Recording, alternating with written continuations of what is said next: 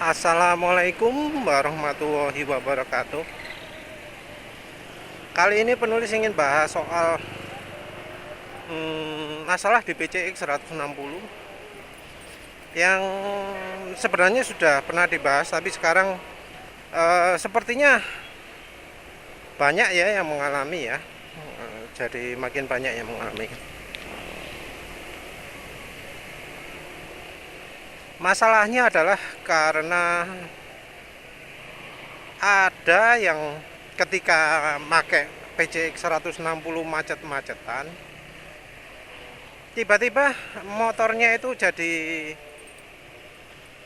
jalan sendiri, maunya itu jalan terus. Jadi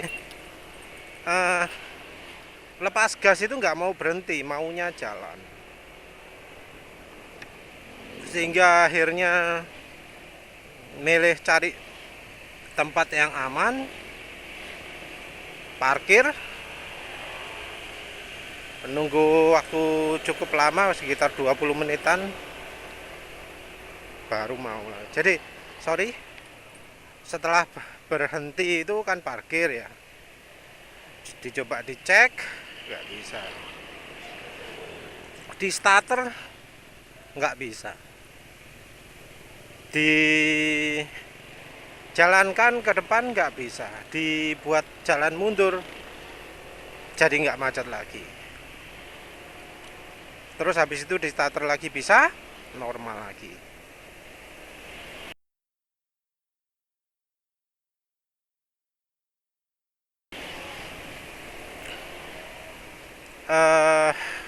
Postingan ini ada di grup PCX 160 ya. Dari member pun ternyata ada yang mengalami seperti itu juga. Sama kondisinya, macet-macetan, terus tiba-tiba nggak mau berhenti motornya. Jadi motornya maunya maju terus gitu, walau sudah lepas gas. Ya wes akhirnya berhenti, istirahat beberapa saat, bisa lagi.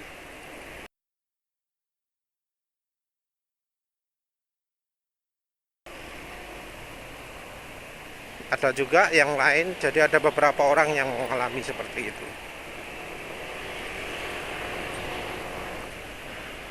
Nah, masalah ini pernah terjadi dalam bentuk lain, yaitu di video penulis sebelumnya ya, yang ngomong soal motor PCX 160 nggak bisa dinyalakan lagi.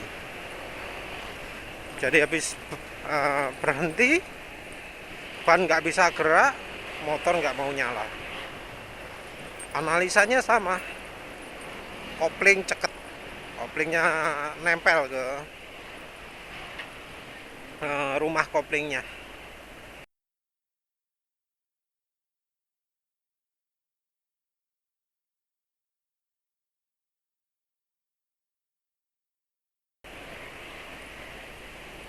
Jadi jelas ya bahwa PCX 160 punya masalah seperti itu. Punya masalah koplingnya, kampas koplingnya bisa nempel, bisa lengket ke rumah koplingnya. Nempel ke puli. Kampas ganda nempel ke puli.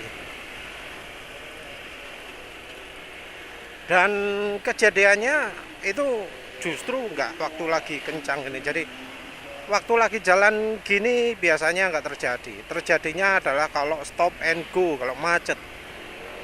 Yang pertama juga terjadinya seperti itu, karena yang pengendaranya wanita. Bisa aja pakainya sekedap sebentar terus berhenti jalan. Problemnya terjadi karena kampas kopling lengket.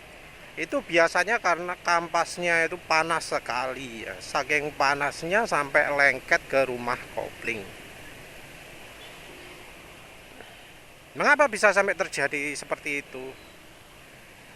Ya macam-macam ya, tapi seharusnya itu bukan sesuatu yang biasa terjadi.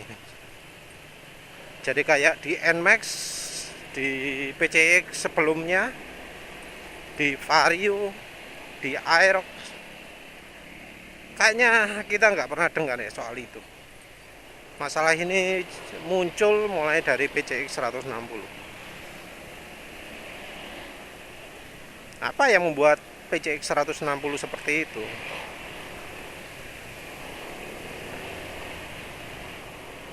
Ya, menurut penulis karena PCX 160 ini punya apa ya? Punya kampas ya yang terlalu licin atau per kopling yang terlalu keras. Jadi kampasnya ini ketika jalan susah nempelnya. Jadi kampasnya ini waktu lagi jalan sering merosot-merosot. Entah karena kampasnya terlalu licin atau karena desain atau apa. Yang jelas licin lah wis pokoknya. Nggak bisa nempel dengan ketat ya. Bisa jadi karena ya pernya itu terlalu kuat sehingga kalau dipakai di RPM rendah itu nggak bisa gigit kuat gitu ya. Banyak sih macam-macamnya. Banyak lah penyebab itu. Terus gimana mengatasinya?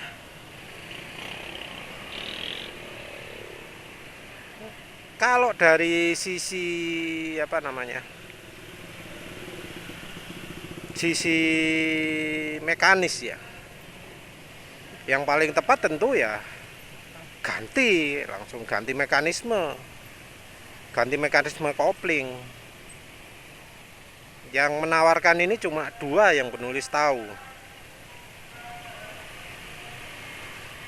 Yaitu Revenu dan Dokter Puli.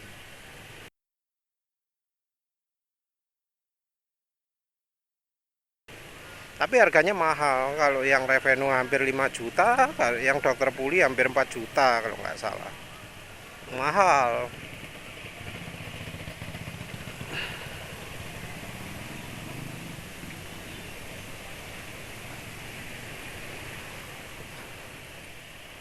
Cara yang lain ya tentu saja mengganti kampasnya. Tapi entah apakah sudah ada yang jual kampasnya untuk PCX 160. Sudah ada yang jual aftermarketnya? Penulis nggak tahu.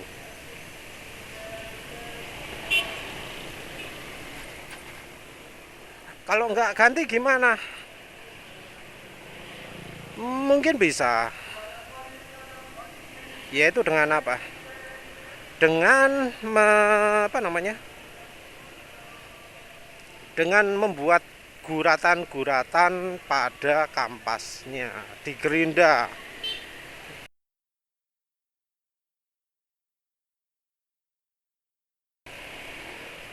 Jadi di bagian kampasnya itu dibuat menyilang gitu ya, ada garis ya. Ya pokoknya jangan sampai di kampas ini terus-terusan gitu loh. Jangan sampai apa namanya? Memanjang terus. Jangan sampai permukaannya itu terlalu banyak gitu ya. Karena ya itu kalau terlalu banyak kemungkinan lengket makin besar karena ya biasanya lengket itu karena permukaan bagian tengahnya ini panasnya terlalu tinggi. Nah, kalau dibuat guratan-guratan maka akan ada pendinginan. Untuk yang jeli, teknik menggurat ini, memberi guratan pada kampas itu sudah diterapkan di kampas rem cakram.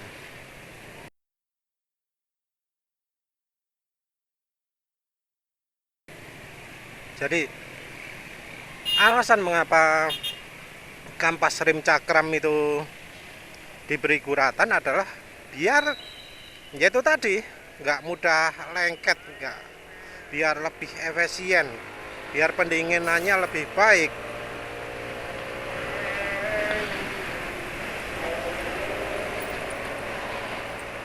Cara ini juga dulu sering kita lihat di kampas rem tromol ya. Sama diberi gitu juga, diberi guratan-guratan, tujuannya adalah yaitu tadi biar rem tromolnya nggak mudah lengket, nggak mudah overheat.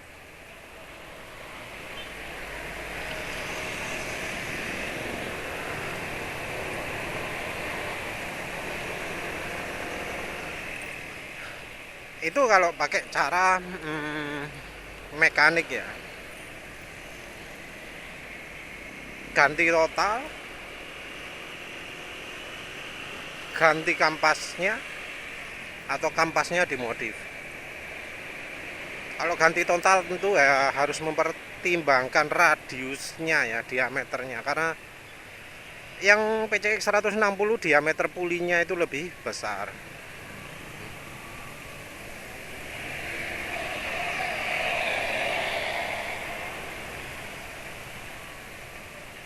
Nah, ada satu cara lagi, yaitu apa? Ya sama juga dengan cara untuk mengurangi gredek ya. Cara yang sering penulis jelaskan. Yaitu apa? Pakai gasnya yang halus. Jadi ini ya, gas, puternya dikit terus gitu ya. Jangan nyet gitu.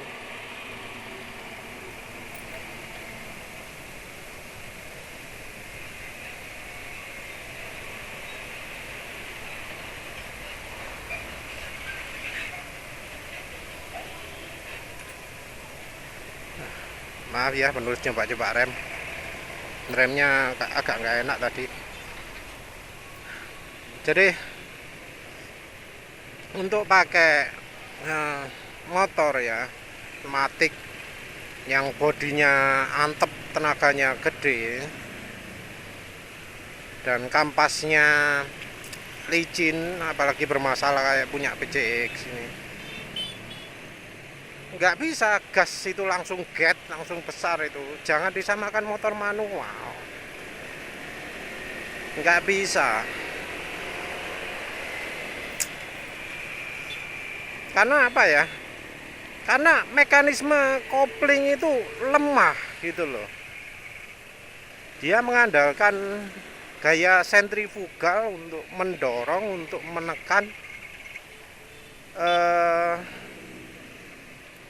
kampasnya, dan di kecepatan rendah, di saat macet-macetan gitu, tekanan kampas rem ke rumah koplingnya itu lemah, karena ya kampasnya sendiri harus melawan daya tariknya dari per ya, dari pernya kan. Kalau di motor matic itu kopling itu saat RPM rendah atau saat berhenti, kampasnya itu ketarik sama per. Begitu putaran mesin makin kencang, terjadi gaya sentrifugal yang mendorong kampasnya ini keluar. Karena dorongan kampas ini, maka kegigit rumah koplingnya oleh kampasnya. Jadi gaya geseknya itu bergantung pada kecepatan perputaran. Kalau pernya kuat, ya sulit untuk lepas dari per ini. Jadi untuk bisa neken itu butuh RPM yang lebih tinggi.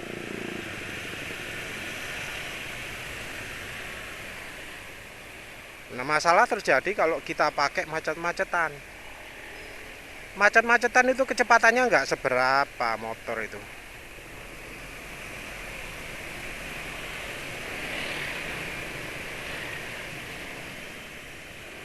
karena kecepatan nggak seberapa, sulit karena ya nggak bisa ngembang, nggak bisa nempel kuat kampasnya. Apa yang terjadi kalau kampasnya ini nggak bisa menempel kuat? Pasti selip ya. Selain selip, akan bergesekan dengan rumah kopling.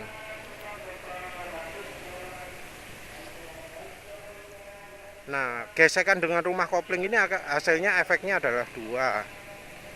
Yang satu, kampasnya jadi cepat aus. Nah, saat aus ini akan timbul apa ya? Debu, timbul kotoran, timbul partikel-partikel dari kampasnya ini.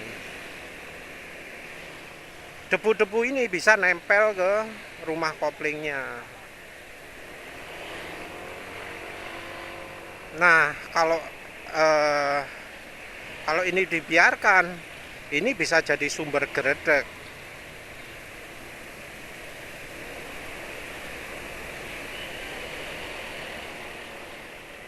Nah, mengapa kok disebut geredek? Kan PCX 160 nggak ada geredeknya. Iya, PCX 160 nggak ada geredeknya. Ya mungkin Honda memilih untuk pakai desain kampas yang minim partikel. Mestinya ada itu. Tapi kan kena efek lain, yaitu apa? Panas. Kampas kalau panas bisa lengket ke rumahnya, ke rumah koplingnya. Mungkin perlu dicek ya, apakah yang mengalami hal itu koplingnya itu, puli yang rumah kampas koplingnya itu warnanya berubah atau enggak. Kalau sampai warnanya jadi biru, jadi ada belang hitam coklat, nah itu tanda bahwa kampasnya itu bekerja melebihi batas ya.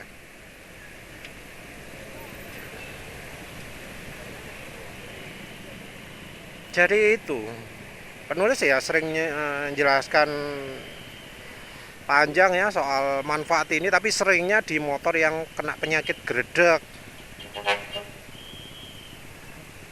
kayak NMAX, kayak PCXO, kayak Vario, NMAX New juga ya. Jadi ngegas harus halus biar ya apa namanya,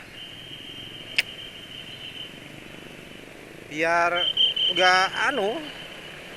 nggak timbul serpihan debu-debu karena ausnya kampas. Nah, ternyata masalah ini juga terjadi di PCX 160. Ya masalah baru sih. Ya mungkin karena desain kampasnya yang makin panjang atau makin sedikit partikelnya, mungkin geredeknya nggak muncul, tapi masalah overheatnya jadi muncul. Ingat ya, kalau sudah overheat bisa mulet. Kalau mulet nggak senter, jadi peang. Nah, kalau sudah peang, wah bakal makin parah. Jadi makin kacau bentuknya rumah kopling itu. Dan kalau sudah bentuknya kacau, pasti geter, pasti bunyi, pasti odok-odok gitu ya.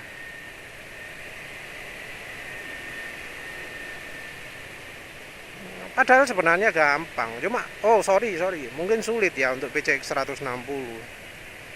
Karena apa?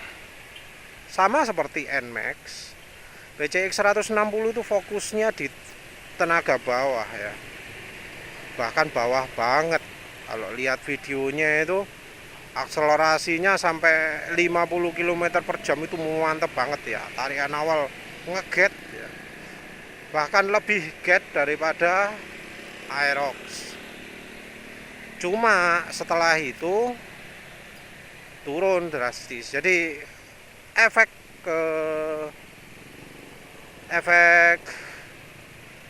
panas ini ya, PCX 160 kena penyakit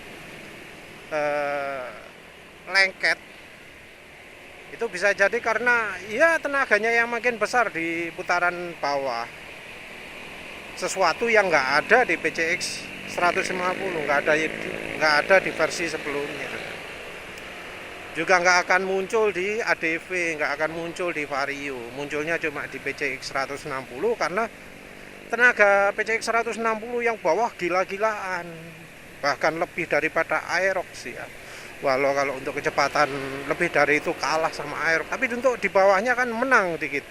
Dari 0 sampai 40 sampai 50 itu PCX 160 kan menang ya. Hebat tarikannya, makanya kan banyak yang memuji untuk stop and go enak, soalnya tarikan bawahnya enak. Iya, masalahnya tarikan enak itu jadi penyebab, jadi penyakit, jadi bikin bermasalah. Ya munculnya kalau di stop and go itu, di stop and go mungkin enaknya berhenti gitu ya, terus gas lagi, gaspol, ngok, enak gitu. Berhenti, gaspol lagi, ngok, berhenti lagi, ngok lagi, terus-terusan gitu. Padahal dengan melakukan seperti itu, kampas koplingnya jadi sering selip, apalagi hal itu dilakukan mulai dari baru ya, nggak ada break in sama sekali. Jadi harusnya kan kalau awal-awal itu narik gas itu nggak boleh dibetot. Kalau inrayon yang ala alus dulu ya, nggak boleh dibetot, harus kalem Putri Solo ya katanya.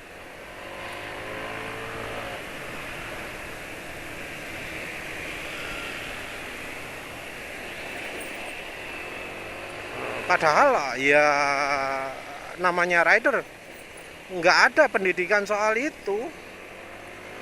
Yang sering diajarkan itu apa? Cuma kecepatan. Kalau motor baru jangan jalan cepat-cepat, maksimal segini gitu ya, maksimal 50, maksimal 60, maksimal 40 ya, kayak gitu variasinya. Nggak ada yang ngomong gasnya ojo get, nggak ada. Gasnya kalem, nggak ada. Gasnya kayak Putri Solo, nggak ada. Nggak ada anjuran inrayon seperti itu, padahal harusnya inrayon yang model begitu itu yang dilakukan.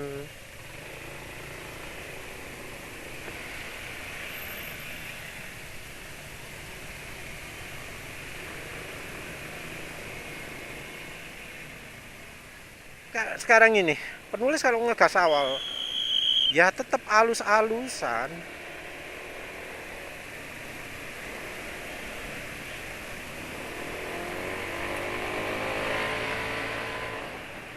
Jadi kayak gini mungkin saya akan roh gitu, tapi awalannya penulis mesti halus. Dan apa lambat? Ya enggak dong. Kan cuma awalan itu, awalan itu cuma beberapa milisecond ya, beberapa kurang dari 1 detik lah wis. Kita cuma perlu memperhitungkan bagian awalannya, itu cuma perlu halus awalnya toh wis. Habis itu gaspol, no problem.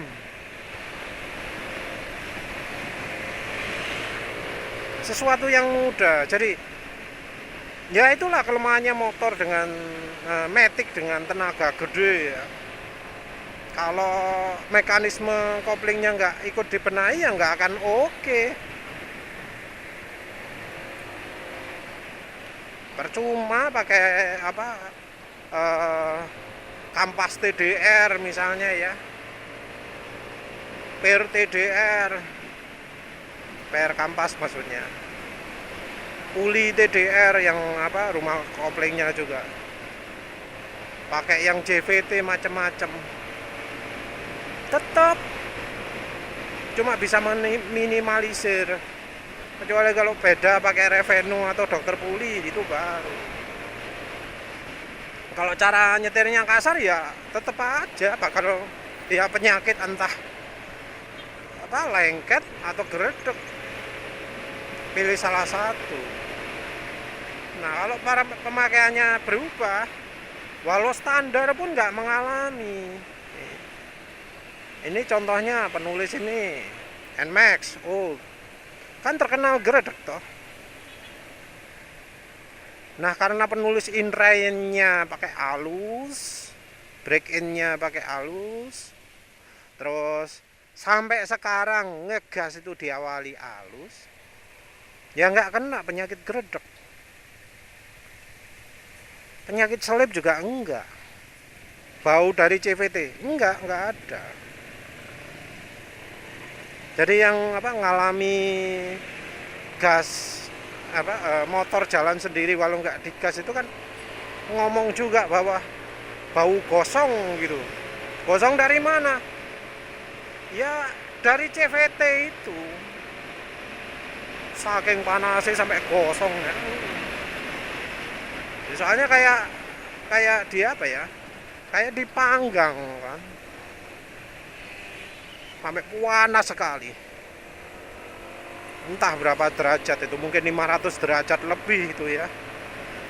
Karena ya sering digesek-gesek antara rumah koplingnya dengan kampasnya itu.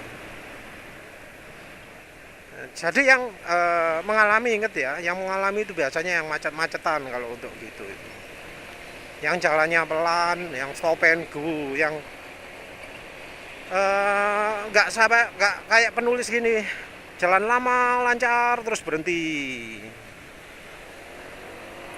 lama lagi lancar terus berhenti, nggak akan mengalami. Yang mengalami itu yang macet-macetan, yang stop and go, cuma jalan jedut jedut jedut, cuma satu motor.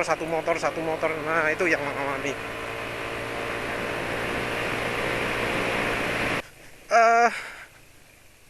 Cara ngalusi motor matic itu beda dari motor sport. Kalau motor sport itu membuka make koplingnya itu harus sesuai dengan RPM. Nah kalau motor matic buka gas awal-awal itu jangan get, jangan tinggi-tinggi, jangan kencang-kencang. Awalan ngegas, sesudah berhenti atau sesudah lepas gas, itu yang halus. Kalau Honda mestinya lebih mudah lah daripada NMAX ini, karena NMAX ini wah guys, ditarik dikit gini sudah jalan berapa ini, 35. Ini pada buka gasnya dikit sekali ini.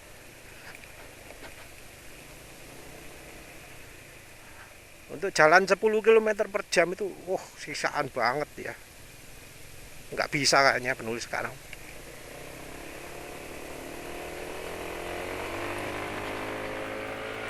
Kalau PCX mestinya gampang, karena ya sifatnya dari Honda itu kalau ngeset throttle controllernya itu, walau pakai nggak pakai by wire, kan sudah pakai ECU. Nah, setelan bukaan ECU-nya itu sudah disetel beda lah dengan kayak NMAX gini. Beda lah filosofinya Yamaha dan Honda. Kalau Yamaha itu get mulai dari RPM rendah, mulai dari putaran gas kecil sekalipun. Kalau di Honda putaran gas kecil ya nggak ada tenaganya. Mestinya lebih gampang PCX untuk mengendalikan gas awal-awal. Ya intinya itulah, kalau nggak mau mengalami macet, mesin nggak mau nyala ketika berhenti, lakukan itu.